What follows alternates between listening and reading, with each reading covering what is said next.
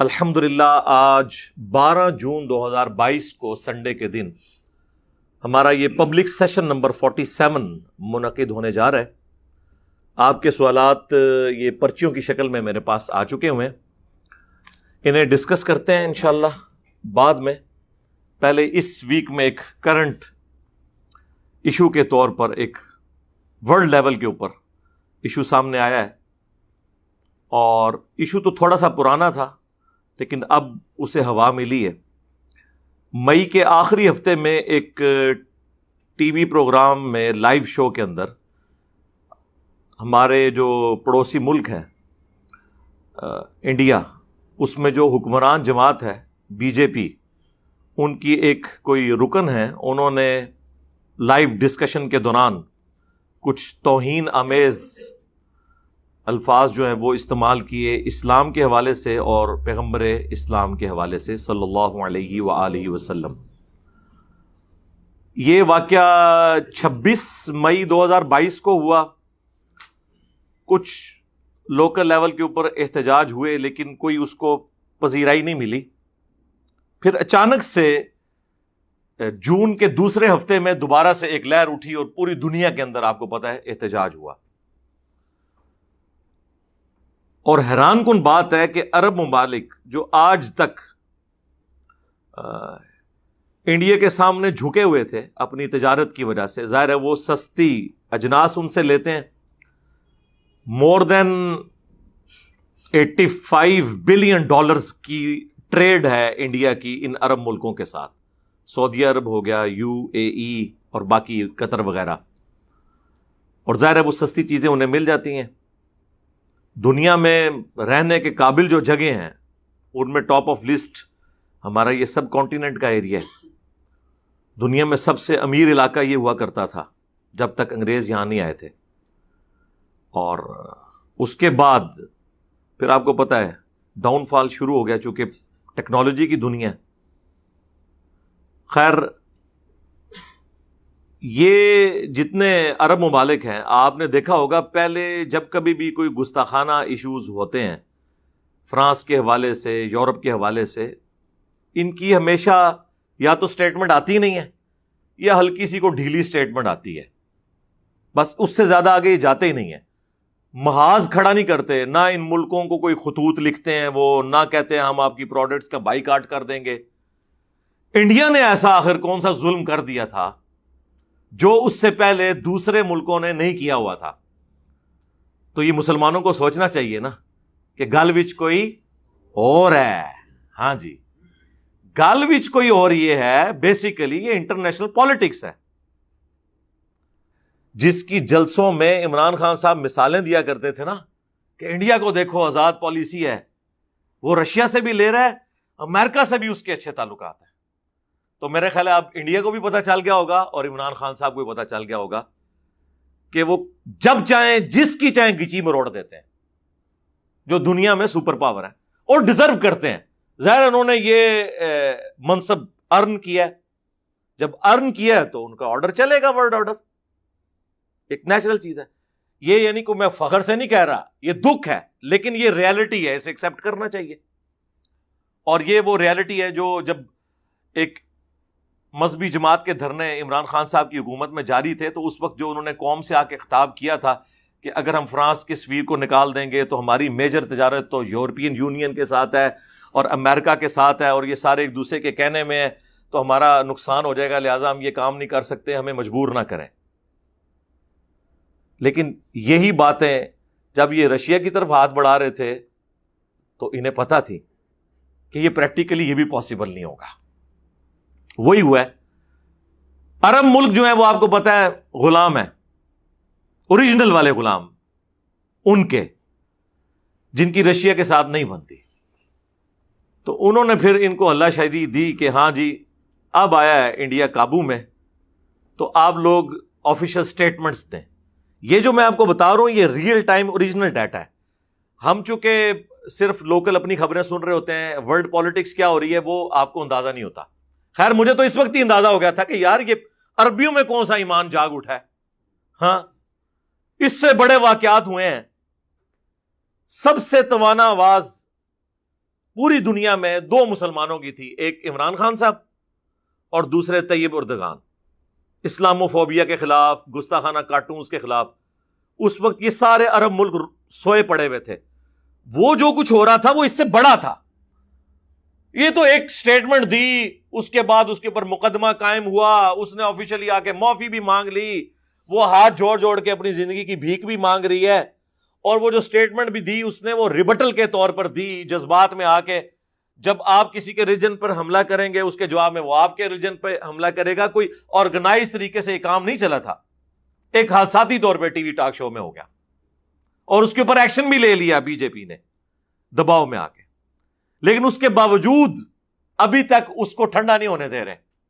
Basically وہ India کو اس کی اوقات میں رکھ رہے ہیں کہ تجھے بڑا شوق ہے نا رشیا کے ساتھ تجارت کرنے کا، تو تیرا شوق نکال دیتے ہیں. تجھے بڑا فخر ہے نا کہ میں نے سب کے ساتھ بنا کے رکھی ہوئی ہے، تو تجھے بتا دیتے ہیں کہ دنیا میں حکم کس کا چلتا ہے. یہ ہے پیچھے اس کے ریزن. باقی جو ریل ٹائم ادھر ہوا اس کو ذرا چنگاری ایک دکھانے کی ضرورت تھی، اور پوری دنیا میں انہوں نے یہ معاملات کھڑے کر دیے. وہ جو پروگرام کے اندر جو کچھ ہوا اور جو 3 اعتراضات اس نے اٹھائے، نمبر 1 اس نے کہا کہ جی اڑنے والے گھوڑے کا ذکر تمہاری کتابوں میں موجود ہے، یعنی نبی صلی اللہ علیہ وآلہ وسلم کا واقعہ معراج، اس کی طرف اس نے اسے ہٹ کیا اور اسے اس فزیکل ورلڈ سے جوڑتے ہوئے ایک سمجھ لیں ان سائنٹیفک فینومینا کے طور پر پیش کیا، یہ نان سائنٹیفک فینومینا کے طور پر. دوسرا اس نے نبی صلی اللہ علیہ وآلہ وسلم کی سیدہ عائشہ کے ساتھ کم عمر کی شادی کو ٹارگٹ کیا. یہ بیسیکلی زیادہ ہمارے لیے تکلیف دہ چیز تھی. دوسری چیزیں چلے ہو سکتا ہے کسی کو سمجھ نہیں آئی ہیں، کوئی زبردستی کی شادی نہیں ہوئی ہوئی، مرضی کی شادی ہوئی ہوئی ہے، عورت بالغہ ہو چکی ہوئی ہے، اس کے بعد رخصتی ہوئی ہے، اس کے اوپر اعتراض بنتا ہی نہیں ہے. ایج ڈفرنس، کوئی کہتا ہے جی وہ 19 سال تھی، کوئی کہتا ہے جی 9 سال تھی. میں کہتا ہوں اس سے کوئی فرق نہیں پڑتا، 9 سال ہو، 19 سال ہو، 29 سال ہو، 99 ایئرز ہو. جب 2 مرد و عورت آپس میں اتفاق کے ساتھ شادی کر لیں حق مہر کے عوض، ایج ڈفرنس جو بھی ہو، اس کے اوپر کوئی اعتراض تو بنتا ہی نہیں ہے. یہ کوئی زبردستی والا معاملہ ہی نہیں ہے. اس کو خیر میں بعد میں ایڈریس کرتا ہوں. اور تیسری چیز اس نے کہا کہ قرآن حکیم میں لکھا ہے کہ زمین فلیٹ ہے. ہاں ٹھیک ہے، یہ ہم بات کر سکتے ہیں کہ بھئی وہ جو فلیٹ کا معنی تم نے لیا ہے وہ وہی ہے جو علماء کرام سب کانٹیننٹ کے میرے کلپس آؤٹ آف کانٹیکسٹ کاٹ کے تو اپنا لقمہ ان کے منہ میں ڈالتے ہیں. تم نے قرآن سے جو سٹیٹمنٹ اٹھائی ہے، قرآن لٹریچر کی زبان میں بات کرتے گی ہے، وہ اس طرح کی بات ہے ہی نہیں تھی جو تم نے اس کو رنگ دیا ہے. یہ فزیکل ورڈ سے تعلق رکھتی ہے چیز، ٹھیک ہے ہم اس کا جواب دیں گے.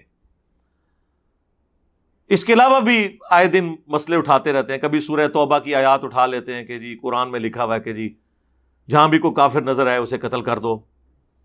اسی طریقے سے اسلام تلوار کے زور کے اوپر پھیلا ہے. اس قسم کے اعتراضات آپ سنتے رہتے ہیں. خیر اس کے اوپر گھنٹوں بولا جا سکتا ہے، لیکن فی الوقت میں اس کے اوپر آتا ہوں. پہلے تو آپ وہ سینیریو دیکھیں اس ٹی وی پروگرام کا. اس ٹی وی پروگرام کے اندر پہل جو ہے مسلمان کی جانب سے ہوئی ہے. اس کا آپ کو اندازہ ہوگا، ابھی تو ادھورے کلپ چل رہے ہیں، وہ بھی بڑی مشکل سے مجھے ایک کلپ ملا ہے، اور زیادہ تر تو انہوں نے غائب بھی کر دی ہیں سوشل میڈیا سے، خود بھی انہوں نے کٹنگ کر دی. کوئی ریئل ٹائم کسی نے ریکارڈ کر لیا تھا ٹی وی پروگرام سے، تو وہ چل رہا ہے. تو اس عورت کے آپ کو جواب کے انداز سے پتہ چل جائے گا کہ وہ ریبٹل کر رہی ہے. کیونکہ جب وہ مسلمان نے وہ بات کی تو اس نے کہا کہ اچھا آپ اگر اس طرح کی باتیں کرو گے نا تو ہم بھی یہ کہیں گے. تو یہ پہلا مجرم تو وہ مسلمان ہے جو کسی کے ریلیجن کے بارے میں اس طریقے سے لائیو ٹی وی پروگرام کے اندر آ کے بات کر رہا ہے. اور یہ بالکل کوئی قرآن و سنت کی تعلیمات نہیں ہے کہ آپ کسی کے ریلیجن کا مذاق اڑائیں، جبکہ وہ آپ کے مخالف کوئی ریلیجن ہے. ایک تو ہے کہ میں مسلمان ہوں، میرا سامنے مسلمان بیٹھا ہے، وہ کہتا ہے میں قرآن کو مانتا ہوں، میں کہتا ہوں میں قرآن کو مانتا ہوں، وہ کہتا ہے میں بخاری مسلم کو مانتا ہوں، میں کہتا ہوں میں بخاری مسلم کو مانتا ہوں.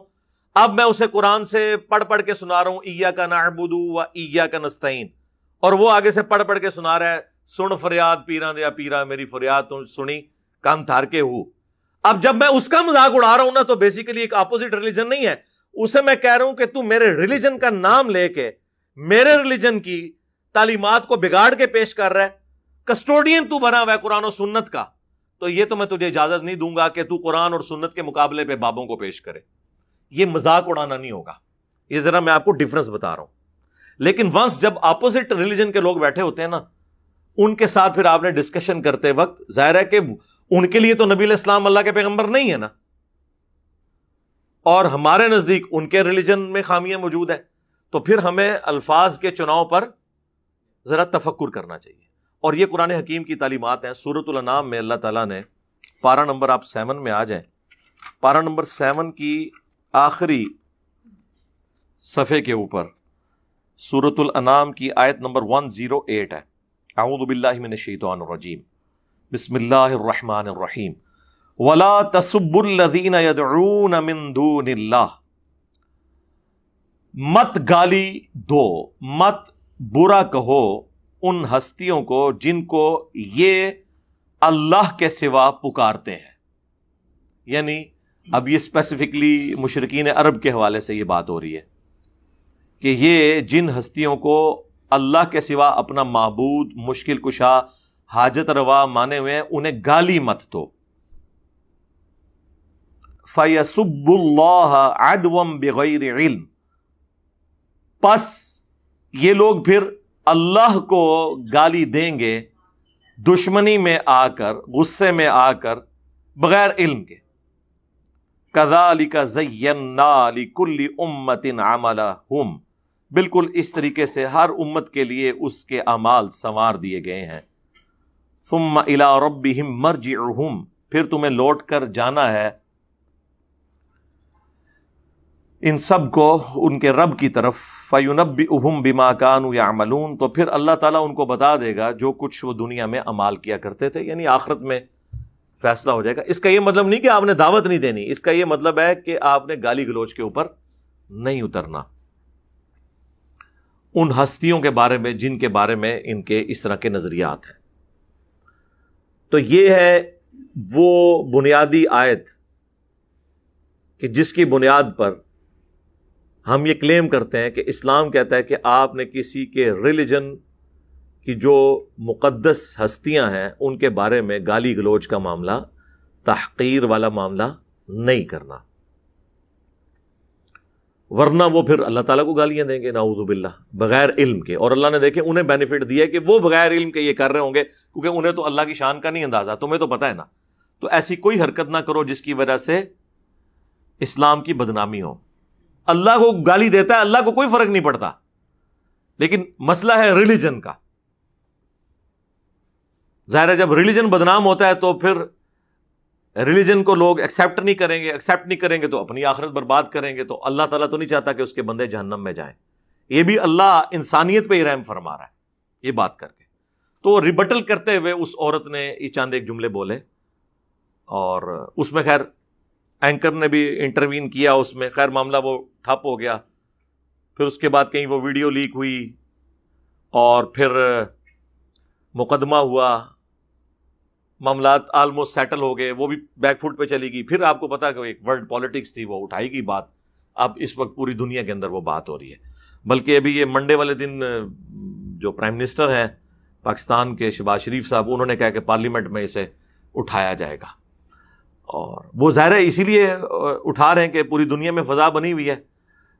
جب عرب ملک جو ہیں وہ ایک چیز کو گود لے لیتے ہیں تو پھر پاکستان کے لیے تو ویسے ہی بڑا آسان ہو جاتا ہے اس معاملے کو آگے لے کے چلنا. تو بیسیکلی اس کے پیچھے ریزن یہ تھی. یہ میں آپ کو اس لیے بتا رہا ہوں کہ اس طرح کے واقعات کے اوپر اس وقت جو عرب ملکوں کے سفیر ہیں یا عرب ملکوں کے جو بڑے ہیں یا ہمارے ملک کے بڑے ہیں، وہ تو بیٹھے ہوئے ہیں ایئر کنڈیشن کمروں کے اندر. مر رہا کون ہے؟ عوام. آپ نے ذرا ویڈیوز دیکھی ہیں کس طرح پٹائی کر رہے ہیں وہاں پہ مسلمانوں کی. اور مسلمانوں کو بھی یہ سمجھ نہیں آتی ہے کہ وہ احتجاج کرتے ہوئے کس لیول تک انہوں نے جانا ہے، کس لیول تک نہیں جانا. جبکہ اتنی کھر دماغ قسم کی حکومت بیٹھی ہوئی ہو، ایک مینٹل قسم کا انسان مودی جو ایک کٹر قسم کا، آرتھوڈاکس قسم کا آپ کہہ لیں یا فنڈامنٹلسٹ قسم کا ہندو ہے، اس سے آپ ایکسپیکٹ کریں گے کہ وہ مسلمانوں کے ساتھ کوئی اچھا سلوک کرے گا وہ تو پہلے ہی بہانے ڈھونڈ رہا ہے. اس کا تو پورا ٹریک ریکارڈ جو ہے وہ اینٹی مسلم ہے. اور آپ دیکھیں وہ کس طرح پولیس والے جو ہیں وہ پٹائی کر رہے ہیں لوگوں کی اور پکڑ پکڑ کے انہیں جیلوں میں ڈال رہے ہیں. اور ہمارے ملک میں بھی خیر اس دفعہ تو بڑے آرگنائز سے احتجاج ہوئے ہیں. شکر ہے کہ کوئی بینک نہیں لوٹا گیا, کسی کی گاڑی کا شیشہ نہیں ٹوٹا, ورنہ غلامی رسول میں موت بھی قبول ہے تیری, ہاں میری نہیں, تیری, اور اے مسلمان تیری املاک. کیونکہ فرانس تک تو ہم پہنچ نہیں سکتے, انڈیا تک تو ہم پہنچ نہیں سکتے, تو جو ادھر ہے مسلمان ان کے اوپر اپنی روح راضی کریں گے. دنیا میں کوئی مسئلہ اٹھتا ہے نا, سب سے پہلے مصیبت پڑ جاتی ہے پاکستانیوں کو اور پاکستان کے مسلمانوں کو, اس طرح کے مذہبی رویوں کے ہاتھوں. ہم تو ہمیشہ اس طرح کی نان اسٹیٹ ایکٹیویٹیز کے خلاف بولتے ہیں کہ آرگنائز طریقے سے بہرحال اس دفعہ جو ہوا ہے نا, اللہ کا شکر ہے, مجھے لگتا ہے کہ ساری مذہبی جماعتوں کے ڈنگ نکال دیے اسٹیبلشمنٹ نے, تو بڑے آرگنائز طریقے سے بڑے مہذب انداز میں احتجاج ہو رہے ہیں جس طرح کے ہونا چاہیے تھا. اب آپ نے دیکھا کہ وہ والے معاملات نہیں ہوئے جس طرح پہلے. آپ ذرا امیجن کریں نا, یہ تو سمجھ لیں روزی روٹی کھل گئی تھی پاکستان میں مولویوں کی اس واقعے کے بعد. فرانس تو اتنی دور ہے, جب پڑوسی ملک میں ہو, اور وہ پڑوسی ملک وہ جس کے خلاف ہماری ڈکلیئرڈ پالیسیز ہیں, پوری فوج کا آئین جو ہے اور ان کے حلف نامے جو ہیں وہ اس ملک کے اگینسٹ ہیں اور ان کے ہمارے اگینسٹ ہیں. یہاں تو ہر اعتبار سے حالات سازگار تھے کہ یہ 100 ٹائمز بڑا احتجاج ہوتا. یعنی اگر فرانس کے خلاف احتجاج میں 100 بینک لوٹے گئے تھے, ان کی اے ٹی ایم توڑی گئی تھی, تو یہ کم از کم 10,000 اے ٹی ایمز ٹوٹنی چاہیے تھی. وہاں پہ اگر 10,000 گاڑیوں کو آگ لگی تھی تو یہ 10 لاکھ کو لگنی چاہیے تھی. لیکن اللہ کا شکر ہے کہ بڑے مہذب انداز کے اندر احتجاج ہوا ہے. لیکن افسوس کی بات ہے یہ جتنے اعتراضات وہ اٹھا رہے ہیں ہندو, اس کا جواب دینے کے لیے بھی کوئی مسلمان مجاہد سامنے آیا ہے, کوئی علمی طریقے سے ان چیزوں کو ایڈریس کرے کہ ہاں جی یہ جو آپ نے اعتراض اٹھایا یہ اس طرح نہیں, یہ یوں ہے, یہ بات جو آپ نے یوں سمجھی ہے یہ یوں نہیں, یہ یوں ہے. ایک کام کو نہیں نہ گلوڑے. یہ ایک دوسرے کے خلاف کلپ بنا سکتے ہیں, ایک دوسرے کو گالیاں دے سکتے ہیں, علمی طریقے سے جو کافروں کے اٹھائے ہوئے اعتراضات ہیں ان کے جوابات نہیں دے سکتے.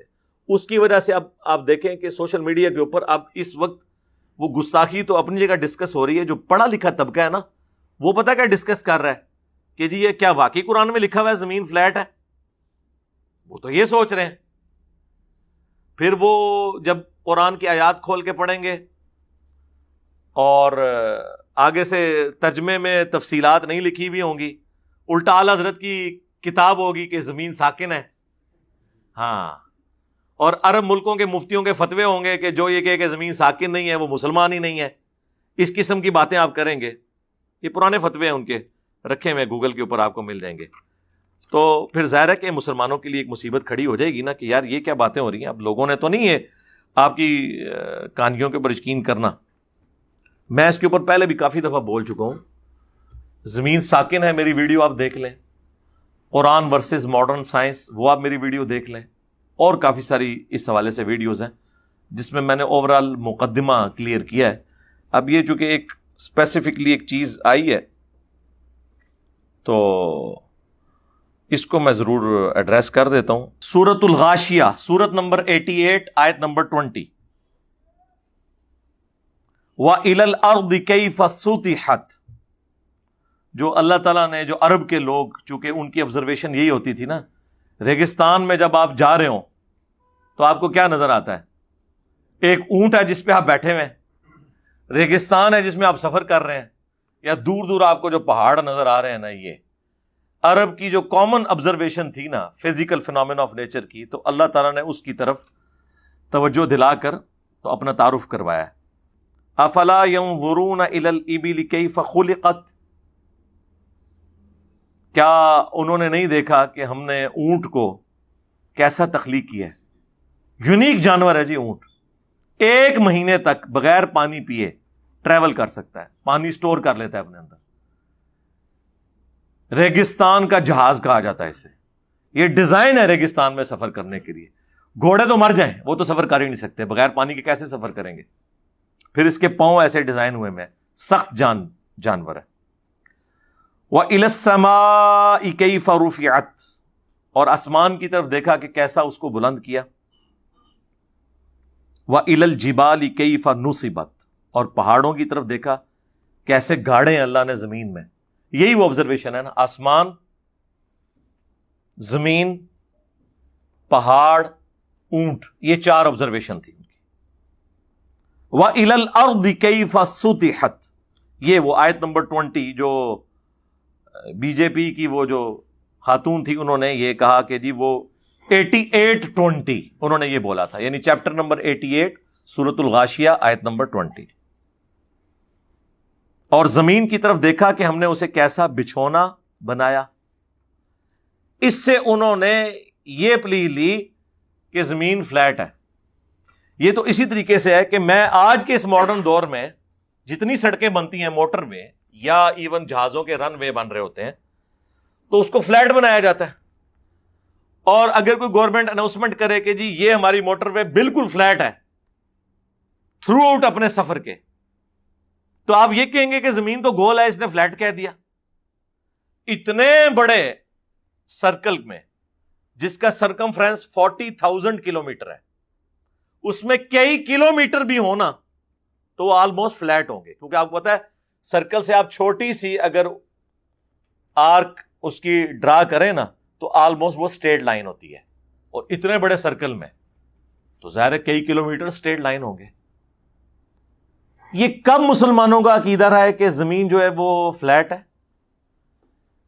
یہ صرف گوگل میں جا کے دیکھ لیں کہ سب سے پہلے زمین کا سرکمفرنس کیلکولیٹ کس نے کیا ہے؟ ایک مسلمان نے، البیرونی نے. اور اس نے بڑے، یعنی اس نے میتھمیٹیکل فارمولا یوز کیا. 2 پہاڑ اس نے کنسیڈر کیے اونچے، اور پھر وہ اتنی دور سفر کرتا رہا کہ وہ نظروں سے اوجل ہو گئے، یعنی وہ زمین کی کرویچر ایسی آ گئی. پھر اس کا اس نے اینگل ڈرا کیا، اس سے اس نے وہ اتنی کرو کیلکولیٹ کی اور اس کی ڈگریز نکالی، اور آپ کو پتا ہے 360 ڈگری ہوتی ہے. تو اگر اتنی ڈگری میں اتنا فاصلہ بن رہا ہے تو 360 ڈگری پوری کرنے میں اس نے آلموسٹ کوئی 37-38 ہزار کلومیٹر کے قریب نکالا تھا سرکمفرنس زمین کا. باقاعدہ اسے عباسی خلیفہ نے انعام دیا تھا اس کے اوپر. ہمارے سب کانٹیننٹ سے بھی وہ ہو کے گیا ہے. بہت بڑا میتھمیٹیشین بھی تھا اور وہ ہسٹورین بھی تھا. تو ورنہ تو ہونا چاہیے تھا اسے خلیفہ وقت جو ہے وہ پھانسی دے دیتا کہ تو نے زمین کو گول ثابت کر دیا، قرآن میں تو لکھا ہے فلیٹ. اور خلیفہ بھی وہی نہیں کہ وہ پنجابی خلیفہ تھا، عربی جاننے والے تھے، قرآن جاننے والے تھے. وہ دنیاوی طور پہ وہ جتنے بھی سخت گیر بادشاہ تھے، لیکن اس وقت سکولنگ کی تعلیم یہی ہوتی تھی کہ تمام بادشاہوں نے قرآن کا علم حاصل کیا ہوتا تھا، حدیث کا علم حاصل کیا ہوتا تھا، مدرسوں سے تعلیم حاصل کی ہوئی ہوتی تھی. مدرسے یہ والے نہیں، یعنی وہ کسی استاد کے ساتھ اٹیچ ہو جاتے تھے، وہی اس کو سارے سبجیکٹ سکھاتا تھا. اور پھر استاد جہاں ٹریول کرتا تھا وہ اپنے اسٹوڈنٹ 8-10 سال لے کے جاتا تھا. یہ سٹائل تھا اس وقت. تو یہ تو اندازہ لگا لیں ان لوگوں کا کہ اگر قرآن کی آیت کا یہی مطلب مسلمانوں نے لیا ہوتا تو جب مسلمان سپر پاور تھے تو زمین گول کہنے والوں کو قتل کر کے رکھ دیتے. ایسا ہے ہی نہیں ہے. قرآن لٹریچر کی زبان میں بات کرتا ہے، اور جب قرآن بچھونے کی بات کر رہا ہے تو اس سے مراد سٹیبلٹی اور چلنے کے لیے. ظاہر ہے کہ جتنے ایریے میں ہم چل رہے ہوتے ہیں اس میں تو وہ اسٹریٹ لائن کے طور پر، ایک اسٹریٹ زمین کے طور پر اویلیبل ہوتی ہے ہمارے پاس چلنے کے لیے. آج بھی امریکہ کے اخباروں میں یا ان کی خبروں میں سن رائز اور سن سیٹ آتا ہے. تو کیا ہم امریکہ کا مذاق اڑائیں گے کہ سورج تو غروب ہی نہیں ہوتا، تو یہ آپ نے کیوں لکھا ہے سن رائز اور سن سیٹ؟ تو وہ آپ کو سمجھائیں گے اور کہیں گے رکو ذرا، صبر کرو. ہم لٹریچر کی زبان میں اور کامن بندے کی آبزرویشن میں بات کر رہے ہیں کہ سورج نکلا اور سورج غروب ہوا. ویسے تو سورج نہ نکلتا ہے نہ غروب ہوتا ہے، وہ تو ود رسپیکٹ ٹو زمین ہے، اس کی جو موشن ہے، جو پورا سولر سسٹم ہے، جو اس ارتھ کی اپنی روٹیشن ہے اپنے ایکسس کے اباؤٹ ہر سیکنڈ کے اندر آدھا کلومیٹر. اور پھر جو سورج کے گرد رفتار ہے اور پھر پورے نظام شمسی کی جو رفتاریں ہیں وہ آپ میری ویڈیو دیکھ لیں فرام کریشن ٹو کریٹر، تو وہ ساری چیزیں انہوں نے اس میں کیلکولیشن جو میں نے بتائی ہیں وہ پوری انہوں نے ڈسپلے کر کے بتائی ہیں. تو لٹریچر کی زبان میں بات ہو رہی ہوتی ہے. قرآن سائنس کی کتاب نہیں ہے، یہ لٹریچر کی بک ہے. سائنٹیفک فیکٹس بیان ہوئے ہیں لیکن وہ سائنس کی زبان میں نہیں بیان ہوئے، وہ ایک کامن بندے کی آبزرویشن کے پوائنٹ آف ویو سے. وہ اکثر کہہ رہے ہوتے ہیں جی سورۃ الکہف میں لکھا ہے کہ وہ ذوالقرنین بادشاہ نے سورج کو ایک کیچڑ میں غروب ہوتے ہوئے پایا. یار وہ آپ سمندر کے کنارے جائیں تو آپ ایک کامن آبزرویشن تو یہی ہے نا کہ سمندر کے اندر وہ غروب ہوتے ہوئے پایا، ایگزیکٹلی ہو تو نہیں رہا ہوتا. تو یہ کامن آبزرویشن ہوتی ہے جس کا بیان ہو رہا ہوتا ہے. اس کے لیے قرآن ورسز ماڈرن سائنس میری ایک ویڈیو ہے. میں نے جب ایک ہندو بھائی نے مجھ سے سوال کیا تھا کہ قرآن میں آیا کہ کیا کافروں نے نہیں دیکھا سورہ الانبیاء کی آیت نمبر 30 کہ زمین و آسمان ملے ہوئے تھے، ہم نے انہیں پھاڑ کر جدا کیا اور ہر زندہ چیز کو پانی سے پیدا کیا. تو کہتے ہیں میں کافر ہوں، میں نے تو نہیں دیکھا، تو یہ اللہ کیوں کہہ رہا ہے؟ تو ہم نے بتایا تھا یہ لٹریچر کی زبان میں بات ہو رہی ہے، نہ کہ یہ ہے کہ فزیکلی تمہیں وہ منظر دکھایا گیا. وہ آپ تفصیلی ویڈیو میری دیکھ لیں. اور ماشاءاللہ وہ سیٹسفائی ہو گئے تھے بھائی، اس کے بعد انہوں نے ریبٹل نہیں کیا.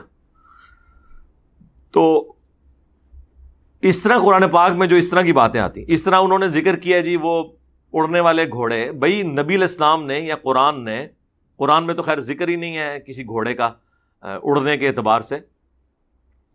وہ احادیث کے اندر آیا ہے بخاری مسلم میں کہ براق پیش کی گئی، ایک گھوڑا تھا، گھوڑے سے چھوٹے سائز کا، ایک علیحدہ سے اللہ تعالیٰ کی طرف سے ایک جنتی سواری آئی تھی اور اس کا پہلا قدم وہاں پڑتا تھا جہاں نگاہ پڑتی تھی. تو وہ اللہ تعالیٰ نے کوئی سواری نبی علیہ السلام کے لیے بھیجی، وہ اس فزیکل ورلڈ کی چیز ہی نہیں تھی. ورنہ تو اس زمانے میں کوئی ایسی سواری تو ہے ہی نہیں تھی کہ آپ 40 دن کا جو پیدل سفر ہے وہ راتوں رات طے کریں، وہاں آپ نماز بھی پڑھائیں، بیت المقدس میں واپس بھی آ جائیں. یہ سب کچھ معجزانہ طریقے سے ہوا. اس کا تعلق اس فزیکل ورلڈ کے ساتھ نہیں ہے. یہ ایمان بالغیب سے تعلق رکھتی ہیں چیزیں، اور یہ ان کے لیے ہوں گی جو پہلے ایگزسٹنس آف گاڈ کو مانیں گے، اس کے بعد آگے معاملات چلیں گے. اس کا مقدمہ یہ نہیں ڈسکس ہوگا کہ ہم نے یہ ثابت کرنا ہے. ہم نے نہیں کوئی ثابت کرنا، نہ ہمیں ضرورت ہے ثابت کرنے کی. ہم نے خدا کی ایگزسٹنس کے اوپر بات کرنی ہے کہ یہ کریشن کسی نے بنائی ہے یا خود بن گئی ہے. کیا یہ کسی کا ڈیزائن ہے یا یہ ایٹ رینڈم سارے معاملات چل رہے ہیں؟ زمین کا سورج سے فاصلہ، یہ جو فائن ٹیوننگ ہے کسی کے رکھنے کے اوپر ہے یہ خود بخود ہے کہ وہ اس زمین کو رہنے کے قابل بنایا گیا. تھوڑی سی دور ہو جائے یا تھوڑی سی قریب ہو جائے تو کوئی زی روح اس کے اوپر زندہ نہیں رہ سکتا. پھر یہاں پہ آکسیجن کی مقدار جو رکھی گئی ہے، یہ ملینز آف فائن ٹیوننگز ہیں اس پلانٹ ارتھ پہ زندگی کو قائم رکھنے کے لیے. اور سائنٹسٹ کہتے ہیں کہ اتنی فائن ٹیوننگ ہے کہ ایک اگر بال پوائنٹ کو یا ایک پینسل کو اس کی نوک کے اوپر کھڑا کر دیا جائے، یہ کھڑی ہو سکتی ہے؟ مجھے بتائیں کتنا بیلنس چاہیے. اور 1 ارب سال تک 1 بلین ایئرز تک یہ کھڑی رہے، اس سے زیادہ بیلنس ہے اس کائنات کے اندر. جو ذرا سا بھی ڈسٹرب ہو جائے تو ہر چیز درم برم ہو جائے. تو یہ اتنے بڑے بڑے معجزات آپ دیکھنے ہیں. میں کہتا ہوں جی کسی ایسے گھوڑے پہ سواری کرنا جو اڑتا ہے یہ چھوٹا معجزہ ہے، اور انڈے میں سے چوزا نکلنا یہ بڑا معجزہ ہے، اور بیج میں سے 6 ارب گنا بڑا درخت نکلنا یہ اس سے بڑا معجزہ ہے. لیکن یہ وہ فزیکل فینامنا ہے جس کے ہم عادی ہو چکے ہیں، اس لیے ہمیں یہ معجزہ فیل نہیں ہوتا. وہ تو بہت چھوٹی چیز ہے لیکن اس کے ہم عادی ہیں، اس کے عادی نہیں ہے تو ہم اس کا مذاق اڑا لیں گے. تو جو اللہ اتنے بڑے بڑے کام کر رہا ہے اس کے لیے کوئی مشکل ہے؟ جس اللہ نے روشنی کو یہ رفتار دی ہے کہ 1 سیکنڈ میں 3 لاکھ کلومیٹر یا 1,86,000 میل وہ سفر کرتی ہے، 1 سیکنڈ میں روشنی پوری زمین کے 7 چکر کاٹ سکتی ہے، جس کا سرکمفرنس 40,000 کلومیٹر ہے. 40,000 کلومیٹر زمین کا سرکمفرنس ہے. 1 سیکنڈ میں روشنی 7 چکر اس کے کاٹ لے گی. اس اللہ کے لیے ایک نورانی سواری ارینج کرنا جس میں نبی علیہ السلام ایک رات میں خانہ کعبہ شریف سے بیت المقدس کا سفر اختیار کر لیں اور واپس آ جائیں، اب تو خیر ہم بھی کر سکتے ہیں، انسانوں نے ایسے جہاز بنا لیے ہیں جو ایک دن میں یہ ٹریولنگ کر سکتے ہیں ایک رات کے اندر، تو اس اللہ کے لیے کوئی مشکل ہے؟ تو یہ ساری چیزیں ہم فزیکل ورلڈ سے نہیں بتا رہے ہوتے، حالانکہ آج فزیکل ورلڈ میں بھی یہ چیز ممکن ہو گئی ہے، ہم اسے نبی علیہ السلام کے معجزے کے طور پر اور خدا کے پلان کا حصہ سمجھتے ہیں۔ ہاں، جو زمین فلیٹ کی آپ نے بات کی وہ ایک فزیکل ورلڈ سے تعلق رکھتی تھی چیز، وہ میں نے آپ کو بتا دی کہ وہ لٹریچر کی زبان میں بات ہو رہی ہے، ایسا بالکل نہیں ہے۔ اب رہ گیا سیدہ عائشہ والا معاملہ، وہ بھی فزیکل ورلڈ کی چیز ہے، تو یہ بتائیں کہ کہاں مسلمانوں کی کتابوں میں یہ لکھا ہے کہ سیدہ عائشہ بالغہ نہیں تھی اس وقت؟ جب وہ بالغہ ہو گئیں، چاہے وہ 9 سال کی عمر ہو یا 19 سال کی عمر ہو، یہ بحثیں علیحدہ ہیں، اس کو چھوڑ دیں، ان بحثوں کا کوئی اس سے تعلق ہی نہیں ہے۔ میڈیکلی آج بھی 9 سال کی عورت کا بالغہ ہونا ثابت ہے، لیکن لاکھوں میں کوئی ایک، اور ہم مانتے ہیں کہ ہماری ماں لاکھوں نہیں اربوں میں ایک تھی، جس کو اللہ نے ڈیوٹی سونپی کہ اس نے نبی علیہ السلام کی آئلی زندگی کو ٹرانسفر کرنا تھا، اور حضور کی وفات کے بعد 47 سال تک بغیر اولاد کے، بغیر خاوند کے زندگی گزارنی تھی، اور امت تک نبی علیہ السلام کی آئلی زندگی کو ٹرانسفر کرنا تھا۔ سیدہ عائشہ سلام اللہ علیہا، تو وہ اسپیشل خاتون ہی تھی، بالکل اسپیشل تھی، میڈیکلی بھی اسپیشل تھی اور ہمارے لیے ویسے ہی اسپیشل تھی۔ تو یہ ویسے چھوڑ دیں، اور شادی ہوئی ہے، آپ کو اس سے کیا لینا دینا ہے؟ پھر کہتے ہیں جی آپ اپنی بچی دیں گے، جی دنیا میں کون بدبخت ہوگا جسے یہ پتا ہو کہ یہ شخص اللہ کا نمائندہ ہے دنیا میں، اور وہ اپنی بیٹی اسے دینے کے لیے تیار نہ ہو جائے، اور اس بیٹی نے امت کی ماں بننا ہو اور جنت میں رسول اللہ کی بیوی بننا ہو۔ یار آپ لوگ تو پولیٹیکل خاندانوں کے ساتھ، دنیا میں جو طاقتور حلقے ہیں ان کے ساتھ رشتہ داریاں بنانے کا سوچتے ہیں، جو کائنات کے پلان کا مالک ہے، اس کی جو محبوب ہستی ہے، اس کے ساتھ رشتہ داری کا کوئی نہیں سوچے گا۔ سیدنا عمر نے ویسے ہی مولا علی سے ان کی بچی کا رشتہ مانگ لیا تھا، انہیں کیا جنت کی بشارت نہیں ملی ہوئی تھی؟ لیکن انہوں نے کہا کہ میری خواہش ہے کہ میری رسول اللہ کے خاندان کے ساتھ رشتہ داری ہو جائے، اور پھر سیدنا علی نے اپنی بیٹی کا نکاح ان سے کیا۔ تو آپ یہ سارے کے سارے وہ معاملات ہیں جو اس کے ساتھ تعلق رکھتے ہیں، انہیں اس کی امپورٹنس کا پتہ ہے، یہ کوئی اعتراض بنتا ہی نہیں تھا۔ اسی طریقے سے اسلام میں لکھا ہوا ہے قرآن کے اندر کہ جی جو بھی کافر نظر آئے اسے قتل کر دو۔ سرکار ہم آپ سے کہیں گے رکو ذرا، صبر کرو، کہاں لکھا ہوا ہے؟ اس کے آگے پیچھے پڑھو، سورہ التوبہ کھول کر دیکھو، وہ تو سراپا رحمت ہے، اللہ کے غضب بھی اس میں بیان ہوا، لیکن وہ سراپا رحمت ہے کہ اس غضب کی حالت میں بھی کہا گیا ہے کہ اب بھی اگر کوئی امن مانگتا ہے اسے امن دو، تاکہ وہ قرآن سنے اور اللہ کی طرف رجوع لے آئے۔ مسلمانوں اور کافروں کی ایک پیس ٹریٹی تھی جس میں ڈیسائیڈ ہوا تھا کہ جب یہ ٹریٹی ٹوٹے گی تو اس کے بعد کوئی اس کو پھر فالو نہیں کرے گا، اور وہ کافروں نے ٹریٹی توڑی تھی۔ جب کافروں نے وہ ٹریٹی توڑ دی، اس کے بعد وہ ایکٹیویٹی پرفارم کی گئی کہ اس زمانے میں جن لوگوں نے یہ بد عہدی کی تھی، اور بد عہدی کی سزا اس زمانے میں یہ مانی جاتی تھی، اس کے اگینسٹ یہ ساری باتیں ہوئی ہوئی ہیں، نہ کہ یہ ہے کہ جو بھی کافر نظر آئے۔ یار مسلمانوں نے 300 سال یہاں حکومت کی ہے، آج بھی 50% سے زیادہ، بہت محتاط اندازہ لگا لیں، ورنہ میرے نزدیک تو 70% سے زیادہ اس وقت بھی سب کانٹیننٹ میں کافر ہیں۔ تو اگر تلوار کے زور پہ آپ کو مسلمان بنانا ہوتا تو مسلمان بنا نہ لیتے۔ میرا تعلق تو ویسے ہی مغلیہ خاندان سے ہے، اور ہمارے بڑوں نے حکومت کی ہے یہاں پہ، ہم ان کی حکومت کو مسلمان حکومت سمجھتے ہیں، اسلامی حکومت نہیں سمجھتے۔ جتنے ان کا یہاں پہ زور تھا، تلوار کی نوک کے اوپر سب کو کلمہ نہیں پڑھا سکتے تھے، نہیں پڑھایا۔ دوسری طرف ضرور غلو کر لیا جلال الدین اکبر نے کہ اس نے ہندو عورتوں سے بھی شادیاں کی ہوئی تھی۔ مسلمان ہمیشہ مائنورٹی میں رہے یہاں پہ، لیکن پھر بھی حکومت میں رہے، اس کے باوجود انہوں نے کبھی تلوار کے زور پہ لوگوں کو مسلمان نہیں کیا۔ لہٰذا یہ بالکل، البتہ جو شروع میں اسلام پھیلا رومنز اور پرشین کے خلاف، تو ظاہر ہے وہ بدماش حکومتیں تھیں، استحصال کرتی تھیں عوام الناس کا۔ وہ عوام الناس نے خود مسلمانوں کو ویلکم کیا جب ان کے ظالم حکمرانوں سے مسلمانوں نے نجات دلائی ان کو، اور وہ اللہ تعالیٰ کے پلان کا حصہ تھا کہ دنیا کو فریڈم آف ایکسپریشن دینا ہے۔ اسلام دور جدید کا خالق ہے۔ آپ کے انڈیا ہی کے تو اسکالر ہیں وحید الدین خان صاحب، جن کو سب سے بڑے ایوارڈ انڈین گورنمنٹ نے دیے ہوئے ہیں. اور جو آپ کے پرائم منسٹر مودی ہیں وہ تو بڑی عزت کرتے ہیں ان کی. پچھلے دنوں جو کورونا میں فوت ہوئے ہیں 90+ ایج کے اندر, ان کی آپ کتاب پڑھ لیں, چھوٹی سی کتاب ہے, اسلام دور جدید کا خالق, کہ اس دور جدید میں فریڈم آف ایکسپریشن اسلام نے دیا ہے. پہلے جو بادشاہ کا دین ہوتا تھا وہی رعایا کا دین ہوتا تھا. اسلام نے پہلی دفعہ یہ اجازت دی کہ رعایا اور بادشاہ کا دین مختلف ہو سکتا ہے, ورنہ رومنز جب تک بت پرست تھے پوری رومن امپائر بت پرست تھی. جب کانسٹنٹائن 2 نے کرسچینٹی اڈاپٹ کر لی, یا اس زمانے کا آپ کہہ لیں وہ اسلام تھا, تو پوری رعایا جو ہے اس کو اسلام قبول کرنا پڑا, کرسچینٹی قبول کرنی پڑی. لیکن کیا سیدنا عمر نے جب پرشین اور رومن امپائر گرائی ہے تو کیا انہیں تلوار کی زور کے اوپر کہا کہ مسلمان ہو جاؤ؟ آج بھی 1.5 کروڑ عربی ایسے ہیں جو بائی برتھ کرسچن ہیں. 1.5 کروڑ, 150 لاکھ, 15 ملین. ورنہ عرب ملکوں میں تو کوئی نہیں بچنا چاہیے تھا.